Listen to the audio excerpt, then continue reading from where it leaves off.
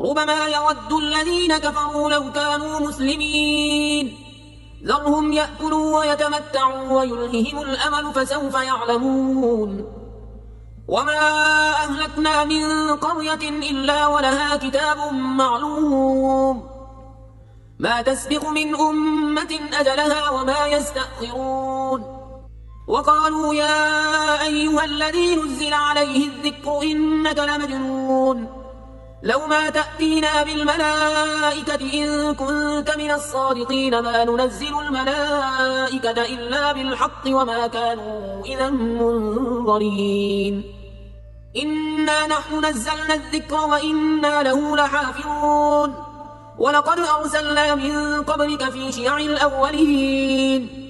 وما يأتيهم من رسول إلا كانوا به يستهزئون كذلك نسلكه في قلوب المجرمين لا يؤمنون به وقد خلت سنة الأولين ولو فتحنا عليهم بابا من السماء فظلوا فيه يعرجون لقالوا إنما سكرت أبصارنا بل نحن قوم مسحورون ولقد جعلنا في السماء بروجا وزيناها للناظرين وحفظناها من كل شيطان رجيم إلا من استرق السمع فأتبعه شهاب مبين والأرض مددناها وألقينا فيها رواسي وأنبتنا فيها من كل شيء موزون وجعلنا لكم فيها معايش ومن لستم له برازقين وإن من شيء إلا عندنا خزائنه وما ننزله إلا بقدر معلوم وأرسلنا الرياح لواقح فأنزلنا من السماء ماء فأسقيناكم وما أنتم له بخازنين وإنا لنحن نحيي ونميت ونحن الوارثون ولقد علمنا المستقدمين منكم ولقد علمنا المستأخرين وإن ربك هو يحشرهم إنه حكيم عليم ولقد خلقنا الإنسان من صلصال من حمأ مسنون والجان خلقناه من قبل من نار السموم وإذ قال ربك للملائكة إني خالق بشرا من صلصال من حمأ مسنون فإذا سويته ونفخت فيه من روحي فقعوا له ساجدين فسجد الملائكة كلهم أجمعون إلا إبليس أبى أن يكون مع الساجدين قال يا إبليس ما لك ألا تكون مع الساجدين قال لم أكن لأسجد لبشر خلقته من صلصال من حمأ مسنون قال فاخرج منها فإنك رجيم وإن عليك اللعنة إلى يوم الدين قال رب فأنظرني إلى يوم يبعثون قال فإنك من المنظرين إلى يوم الوقت المعلوم قال رب بما أغويتني لأزينن لهم في الأرض ولأغوينهم أجمعين إلا عبادك منهم المخلصين قال هذا صراط علي مستقيم إن عبادي ليس لك عليهم سلطان إلا من اتبعك من الغاوين وإن جهنم لموعدهم أجمعين لها 7 أبواب لكل باب منهم جزء مقسوم إن المتقين في جنات وعيون ادخلوها بسلام آمنين ونزعنا ما في صدورهم من غل إخوانا على سرر متقابلين لا يمسهم فيها نصب وما هم منها بمخرجين نبئ عبادي أني أنا الغفور الرحيم وأن عذابي هو العذاب الأليم ونبئهم عن ضيف إبراهيم إذ دخلوا عليه فقالوا سلاما قال إنا منكم وجلون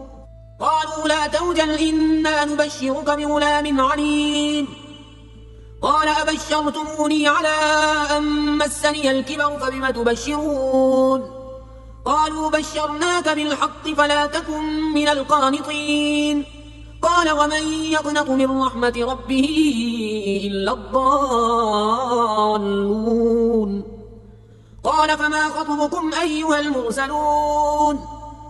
قالوا إنا أرسلنا إلى قوم مجرمين إلا آل لوط إنا لمنجوهم أجمعين إلا امرأته قدرنا إنها لمن الغابرين فلما جاء آل لوط المرسلون قال إنكم قوم منكرون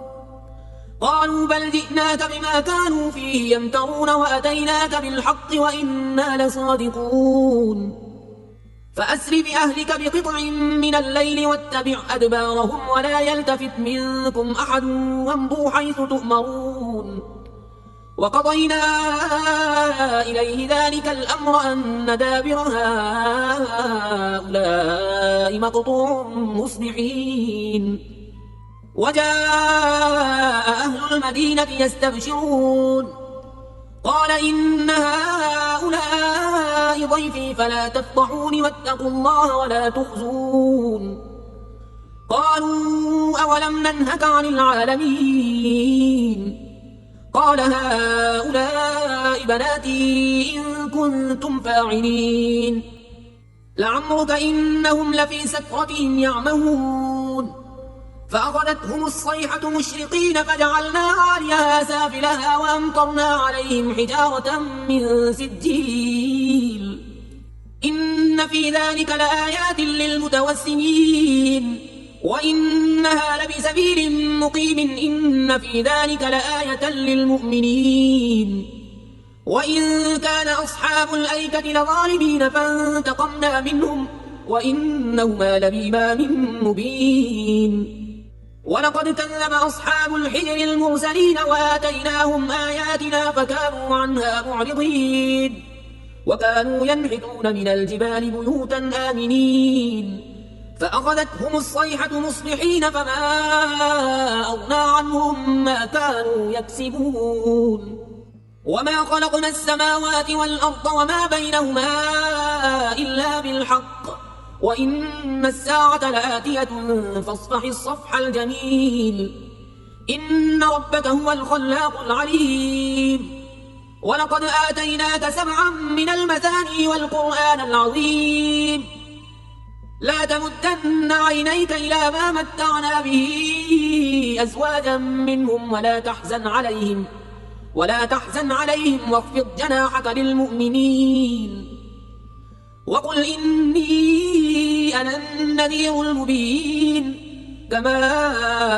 أنزلنا على المقتسمين الذين جعلوا القرآن عضين فوربك لنسألنهم أجمعين عما كانوا يعملون فاصدع بما تؤمر وأعرض عن المشركين إنا كفيناك المستهزئين الذين يجعلون مع الله إلها آخر فسوف يعلمون ولقد نعلم أنك يضيق صدرك بما يقولون فسبح بحمد ربك وكن من الساجدين واعبد ربك حتى يأتيك اليقين بسم الله الرحمن الرحيم أتى أمر الله فلا تستعجلوه سبحانه وتعالى عما يشركون ينزل الملائكة بالروح من أمره على من يشاء من عباده أن أنذروا أنه لا إله إلا أنا فاتقون خلق السماوات والأرض بالحق تعالى عما يشركون خلق الإنسان من نطفة فإذا هو خصيم مبين والأنعام خلقها لكم فيها دفء ومنافع ومنها تأكلون ولكم فيها جمال حين تريحون وحين تسرحون وتحمل أثقالكم إلى بلد لم تكونوا بالغيه إلا بشق الأنفس إن ربكم لرؤوف رحيم والخيل والبغال والحمير لتركبوها وزينة ويخلق ما لا تعلمون وعلى الله قصد السبيل ومنها جائر ولو شاء لهداكم أجمعين هو الذي أنزل من السماء ماء لكم منه شراب ومنه شجر فيه تسيمون ينبت لكم به الزرع والزيتون والنخيل والأعناب ومن كل الثمرات إن في ذلك لآية لقوم يتفكرون وسخر لكم الليل والنهار والشمس والقمر والنجوم مسخرات بأمره إن في ذلك لآيات لقوم يعقلون وما ذرأ لكم في الأرض مختلفا ألوانه إن في ذلك لآية لقوم يذكرون وهو الذي سخر البحر لتأكلوا منه لحما طريا وتستخرجوا منه حلية تلبسونها وترى الفلك مواخر فيه ولتبتغوا من فضله ولعلكم تشكرون وألقى في الأرض رواسي أن تميد بكم وأنهارا وسبلا لعلكم تهتدون وعلامات وبالنجم هم يهتدون أفمن يخلق كمن لا يخلق أفلا تذكرون وإن تعدوا نعمة الله لا تحصوها إن الله لغفور رحيم والله يعلم ما تسرون وما تعلنون والذين يدعون من دون الله لا يخلقون شيئا وهم يخلقون أموات غير أحياء وما يشعرون أيان يبعثون إلهكم إله واحد فالذين لا يؤمنون بالآخرة قلوبهم منكرة وهم مستكبرون لا جرم أن الله يعلم ما يسرون وما يعلنون إنه لا يحب المستكبرين وإذا قيل لهم ماذا أنزل ربكم قالوا أساطير الأولين ليحملوا أوزارهم كاملة يوم القيامة ومن أوزار الذين يضلونهم بغير علم ألا ساء ما يزرون قد مكر الذين من قبلهم فأتى الله بنيانهم من القواعد فخر عليهم السقف من فوقهم وأتاهم العذاب من حيث لا يشعرون ثم يوم القيامة يخزيهم ويقول أين شركائي الذين كنتم تشاقون فيهم قال الذين أوتوا العلم إن الخزي اليوم والسوء على الكافرين الذين تتوفاهم الملائكة ظالمي أنفسهم فألقوا السلم ما كنا نعمل من سوء بلى إن الله عليم بما كنتم تعملون فادخلوا أبواب جهنم خالدين فيها فلبئس مثوى المتكبرين وقيل للذين اتقوا ماذا أنزل ربكم قالوا خيرا للذين أحسنوا في هذه الدنيا حسنة ولدار الآخرة خير ولنعم دار المتقين جنات عدن يدخلونها تجري من تحتها الأنهار لهم فيها ما يشاءون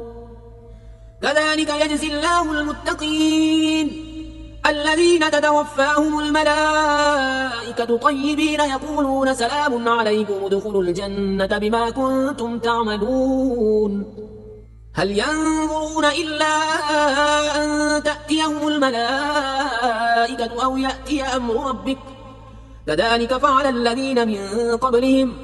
وما ظلمهم الله ولكن كانوا أنفسهم يظلمون فأصابهم سيئات ما عملوا وحاق بهم ما كانوا به يستهزئون وقال الذين أشركوا لو شاء الله ما عبدنا من دونه من شيء نحن ولا آباؤنا ولا حرمنا من دونه من شيء كذلك فعل الذين من قبلهم فهل على الرسل إلا البلاغ المبين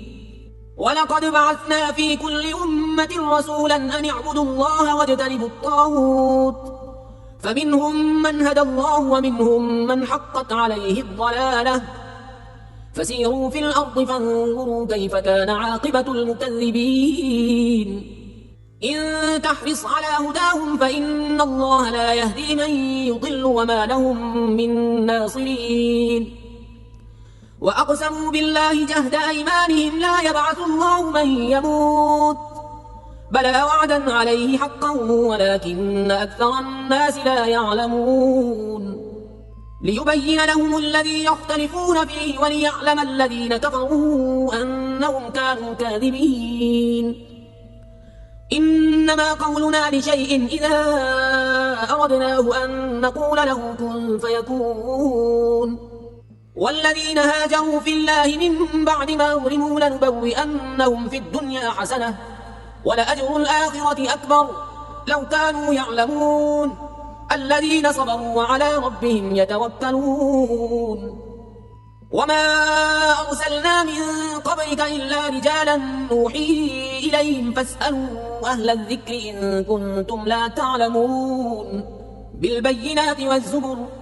وأنزلنا إليك الذكر لتبين للناس ما نزل إليهم ولعلهم يتفكرون أفأمن الذين مكروا السيئات أن يخسف الله بهم الأرض أو يأتيهم العذاب من حيث لا يشعرون أو يأخذهم في تقلبهم فما هم بمعجزين أو يأخذهم على تخوف فإن ربكم لرؤوف رحيم أولم يروا إلى ما خلق الله من شيء يتفيأ ظلاله عن اليمين والشمائل سجدا لله وهم داخرون ولله يسجد ما في السماوات وما في الأرض من دابة والملائكة وهم لا يستكبرون يخافون ربهم من فوقهم ويفعلون ما يؤمرون وقال الله لا تتخذوا إلهين اثنين إنما هو إله واحد فإياي فارهبون وله ما في السماوات والأرض وله الدين واصبا أفغير الله تتقون وما بكم من نعمة فمن الله ثم إذا مسكم الضر فإليه تجأرون ثم إذا كشف الضر عنكم إذا فريق منكم بربهم يشركون ليكفروا بما آتيناهم فتمتعوا فسوف تعلمون ويجعلون لما لا يعلمون نصيبا مما رزقناهم تالله لتسألن عما كنتم تفترون ويجعلون لله البنات سبحانه ولهم ما يشتهون وإذا بشر أحدهم بالأنثى ظل وجهه مسودا وهو كظيم يتوارى من القوم من سوء ما بشر به أيمسكه على هون أم يدسه في التراب ألا ساء ما يحكمون للذين لا يؤمنون بالآخرة مثل السوء ولله المثل الأعلى وهو العزيز الحكيم ولو يؤاخذ الله الناس بظلمهم ما ترك عليها من دابة ولكن يؤخرهم إلى أجل مسمى فإذا جاء أجلهم لا يستأخرون ساعة ولا يستقدمون ويجعلون لله ما يكرهون وتصف ألسنتهم الكذب أن لهم الحسنى لا جرم أن لهم النار وأنهم مفرطون تالله لقد أرسلنا إلى من قبلك فزين لهم الشيطان أعمالهم فهو وليهم اليوم ولهم عذاب أليم وما أنزلنا عليك الكتاب إلا لتبين لهم الذي اختلفوا فيه وهدى ورحمة لقوم يؤمنون والله أنزل من السماء ماء فأحيا به الأرض بعد موتها إن في ذلك لآية لقوم يسمعون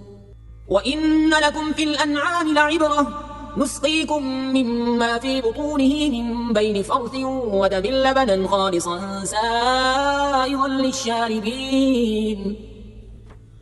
ومن ثمرات النخيل والأعناب تتخذون منه سكرا ورزقا حسنا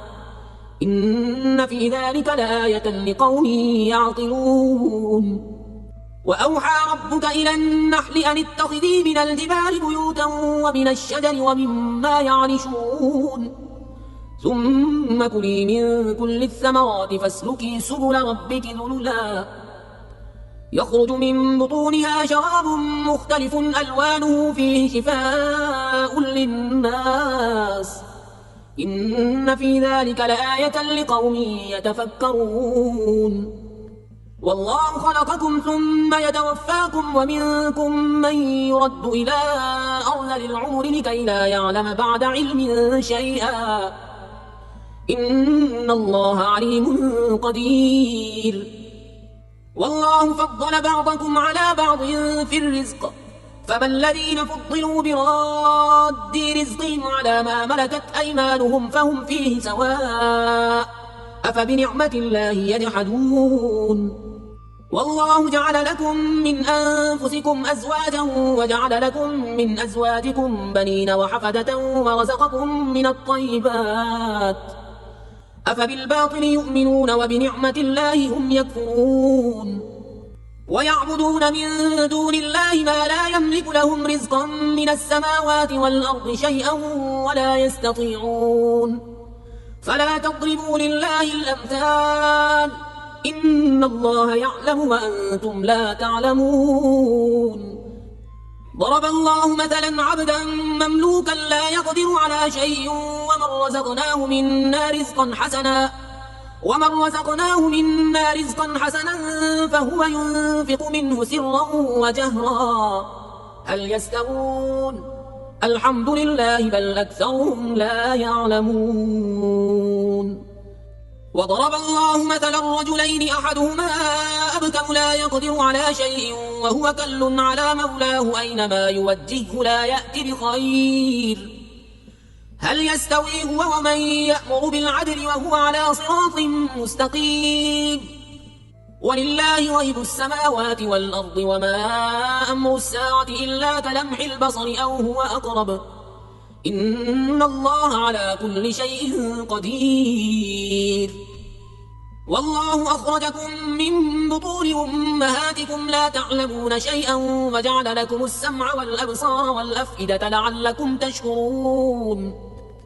ألم يروا إلى الطير مسخرات في جو السماء ما يمسكهن إلا الله إن في ذلك لآيات لقوم يؤمنون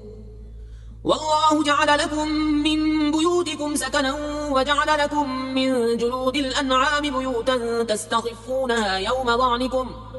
يوم ضعنكم ويوم إقامتكم ومن أصوافها وأوبارها وأشعارها أثاثا ومتاعا إلى حين والله جعل لكم مما خلق ظلالا وجعل لكم من الجبال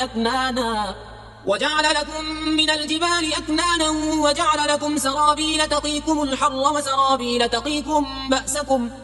كذلك يتم نعمته عليكم لعلكم تسلمون فإن تولوا فإنما عليك البلاغ المبين يعرفون نعمة الله ثم ينكرونها وأكثرهم الكافرون ويوم نبعث من كل أمة شهيدا ثم لا يؤذن للذين كفروا ولا هم يستعتبون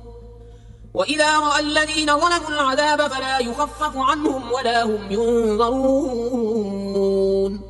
وإذا رأى الذين أشركوا شركاءهم قالوا ربنا هؤلاء شركاؤنا الذين كنا ندعو من دونك فألقوا إليهم القول إنكم لكاذبون وألقوا إلى الله يومئذ السلم وضل عنهم ما كانوا يفترون الذين كفروا وصدوا عن سبيل الله زدناهم عذابا فوق العذاب بما كانوا يفسدون ويوم نبعث في كل أمة شهيدا عليهم من أنفسهم وجئنا بك شهيدا على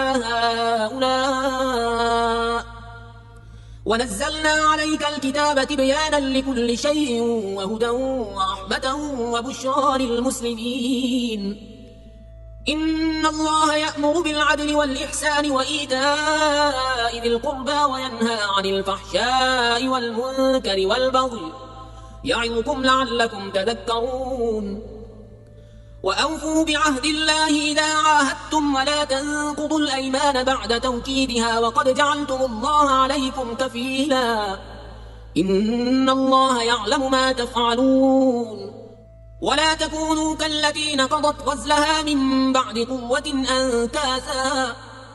تتخذون أيمانكم دخلا بينكم أن تكون أمة هي أربى من أمة إنما يبلوكم الله به وليبينن لكم يوم القيامة ما كنتم فيه تختلفون ولو شاء الله لجعلكم أمة واحدة ولكن يضل من يشاء ويهدي من يشاء ولتسألن عما كنتم تعملون ولا تتخذوا أيمانكم دخلا بينكم فتزل قدم بعد ثبوتها وتذوقوا السوء بما صددتم عن سبيل الله ولكم عذاب عظيم ولا تشتروا بعهد الله ثمنا قليلا إنما عند الله هو خير لكم إن كنتم تعلمون ما عندكم ينفد وما عند الله باق ولنجزين الذين صبروا أجرهم بأحسن ما كانوا يعملون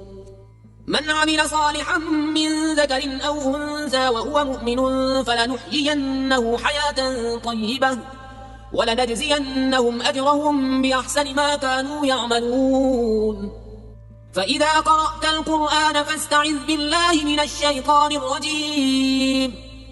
إنه ليس له سلطان على الذين آمنوا وعلى ربهم يتوكلون إنما سلطانه على الذين يتولونه والذين هم به مشركون وإذا بدلنا آية مكان آية والله أعلم بما ينزل قالوا إنما أنت مفتر بل أكثرهم لا يعلمون قل نزله روح القدس من ربك بالحق ليثبت الذين آمنوا وهدى وبشرى للمسلمين ولقد نعلم أنهم يقولون إنما يعلمه بشر لسان الذي يلحدون إليه أعجمي وهذا لسان عربي مبين إن الذين لا يؤمنون بآيات الله لا يهديهم الله ولهم عذاب أليم إنما يفتري الكذب الذين لا يؤمنون بآيات الله وأولئك هم الكاذبون من كفر بالله من بعد إيمانه إلا من أكره وقلبه مطمئن بالإيمان ولكن من شرح بالكفر صدرا فعليهم غضب من الله ولهم عذاب عظيم ذلك بأنهم استحبوا الحياة الدنيا على الآخرة وأن الله لا يهدي القوم الكافرين أولئك الذين طبع الله على قلوبهم وسمعهم وأبصارهم وأولئك هم الغافلون لا جرم أنهم في الآخرة هم الخاسرون ثم إن ربك للذين هاجروا من بعد ما فتنوا ثم جاهدوا وصبروا إن ربك من بعدها لغفور رحيم يوم تأتي كل نفس تجادل عن نفسها وتوفى كل نفس ما عملت وهم لا يظلمون. وضرب الله مثلا قرية كانت آمنة مطمئنة يأتيها رزقها رغدا من كل مكان فكفرت بأنعم الله فأذاقها الله لباس الجوع والخوف بما كانوا يصنعون. ولقد جاءهم رسول منهم فكذبوه فأخذهم العذاب وهم ظالمون. فكلوا مما رزقكم الله حلالا طيبا واشكروا نعمة الله إن كنتم إياه تعبدون. إنما حرم عليكم الميتة والدم ولحم الخنزير وما أهل لغير الله به، فمن اضطر غير باغ ولا عاد فإن الله غفور رحيم. ولا تقولوا لما تصف ألسنتكم الكذب هذا حلال وهذا حرام لتفتروا على الله الكذب، إن الذين يفترون على الله الكذب لا يفلحون. متاع قليل ولهم عذاب أليم. وعلى الذين هادوا حرمنا ما قصصنا عليك من قبل وما ظلمناهم ولكن كانوا أنفسهم يظلمون. ثم إن ربك للذين عملوا السوء بجهالة ثم تابوا من بعد ذلك فأصلحوا إن ربك من بعدها لغفور رحيم. إن إبراهيم كان أمة قانتا لله حنيفا ولم يك من المشركين، شاكرا لأنعمه اجتباه وهداه إلى صراط مستقيم. وآتيناه في الدنيا حسنة وإنه في الآخرة لمن الصالحين. ثم أوحينا إليك أن اتبع ملة إبراهيم حنيفا وما كان من المشركين. إنما جعل السبت على الذين اختلفوا فيه وإن ربك ليحكم بينهم يوم القيامة فيما كانوا فيه يختلفون. ادع إلى سبيل ربك بالحكمة والموعظة الحسنة وجادلهم بالتي هي أحسن، إن ربك هو أعلم بمن ضل عن سبيله وهو أعلم بالمهتدين. وإن عاقبتم فعاقبوا بمثل ما عوقبتم به ولئن صبرتم لهو خير للصابرين. واصبر وما صبرك إلا بالله ولا تحزن عليهم ولا تك في ضيق مما يمكرون. إن الله مع الذين اتقوا والذين هم محسنون.